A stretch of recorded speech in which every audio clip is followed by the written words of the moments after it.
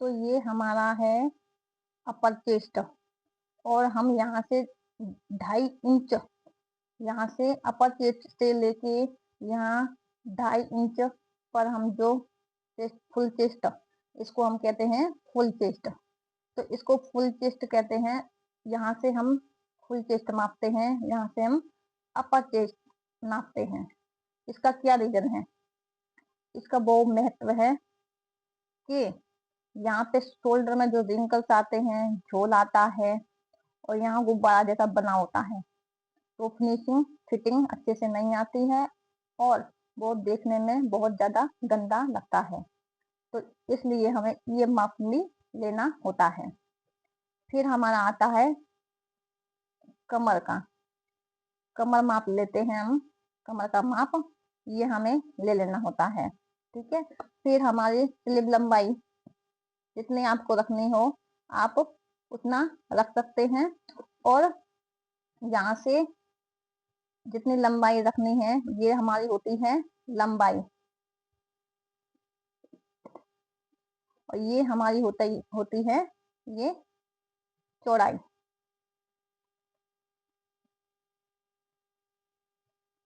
ठीक है। ये स्लीव की लंबाई और ये हमारी होती है चौड़ाई। तो हमें लंबाई का और चौड़ाई का दोनों का नाप लेना होता है। लेकिन यहाँ से हम लंबाई लेंगे, यहाँ से यहाँ तक हमारी लंबाई है, तो चौड़ाई भी हमें यहाँ से ही लेनी होगी। अगर आपकी लंबाई यहाँ तक है तो चौड़ाई भी आपको यहीं से नापनी होगी। ठीक है।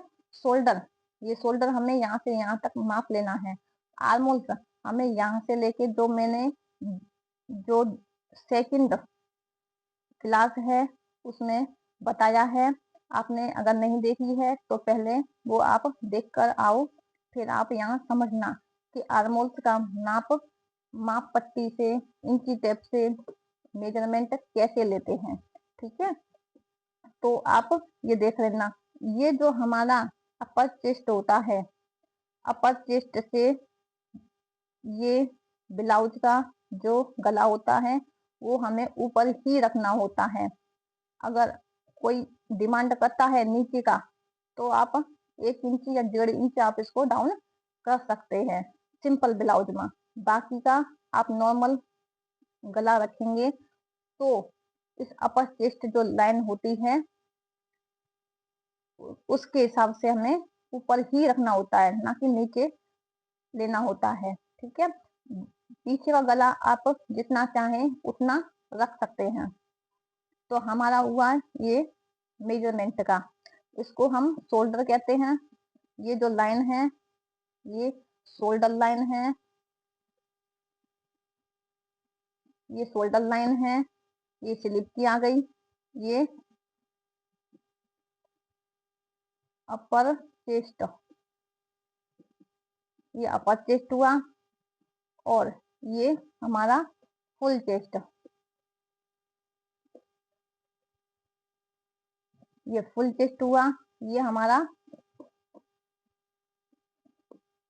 ये कमर का, कमर। ठीक है। अब आप इसके अकॉर्डिंग आपको कहाँ कहाँ और कितना आता है आपका मेजरमेंट वो आप इसको लिख सकते हैं। जैसे कि शोल्डर नाप आया है आपका, तो शोल्डर इतना आया है, लंबाई स्लीव की लंबाई इतनी आई है, चौड़ाई इतनी आई है, अपर चेस्ट इतना आया है, फुल चेस्ट इतना आया है, उसके हिसाब से आप लिख सकते हैं।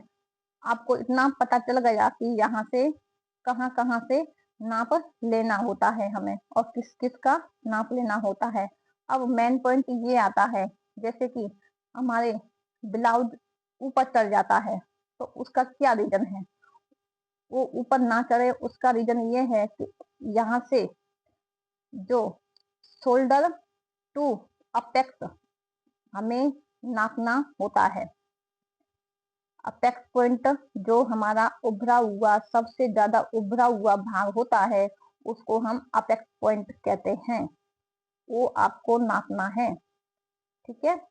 तो यहाँ से यहाँ तक आपको नापना होता है। किसी का 9 आता है, 9.5 आता है, 10 आता है, किसी का 11 भी आ जाता है। ठीक है। तो एक हमें यहाँ से चेस्ट टू अपेक्स लेना होता है, फिर हमें अपेक्स टू अपेक्स लेना होता है। ये भी नाप हमें लेना होता है ताकि हमारी फिटिंग एकदम यूनिक दिखाई पड़े और फिनिशिंग भी हमारी अच्छे से आए। यहाँ पे भी हमारा कोई झोल आने वाला नहीं है। तो ये तो हुआ, इसको हम लिखते हैं शोल्डर टू अपेक्स। ओके, और ये हो गया हमारा अपेक्स टू अपेक्स। ये तो हो गया हमारा बेसिक नॉलेज, ये जो हमने बताया है। ठीक है, ब्लाउज के आप ड्रॉ करेंगे उसका।